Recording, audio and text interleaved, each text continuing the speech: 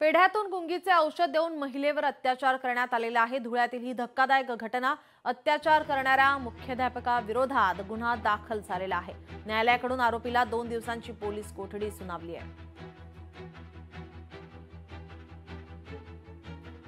पीडित शिक्षिकेस तिचे मुख्याध्यापक आरोपी नामे सुखलाल रामबाब बोरसे यांनी पेढ्यामध्ये गुंगीचे औषध देऊन तिचा त्या ठिकाणी अश्लील व्हिडिओ तयार केला, तिच्याशी शारीरिक संबंध त्या ठिकाणी प्रस्थापित केले आणि तिचा तो अश्लील व्हिडिओ व्हायरल करण्याची तिला धमकी देऊन तिच्यावर वारंवार शारीरिक संबंध केले आणि तिच्याकडून खंडणी स्वरूपात जवळजवळ 59,99,400 रुपये त्या ठिकाणी उकळले। तसे तिच्याकडून 5 ते 6 कोरे त्या ठिकाणी चेक हस्तगत केलेले आहेत। यावरून त्या ठिकाणी पीडित शिक्षक महिलेच्या तक्रारीवरून पश्चिम देवपूर पोलीस स्टेशनला त्या ठिकाणी गुन्हा रजिस्ट्री दाखल करण्यात आलेला आहे। पुढील अधिक त्या ठिकाणी आम्ही तपास करत आहोत आणि माननीय न्यायालयात दोषारोपपत्र दाखल करीत आहोत।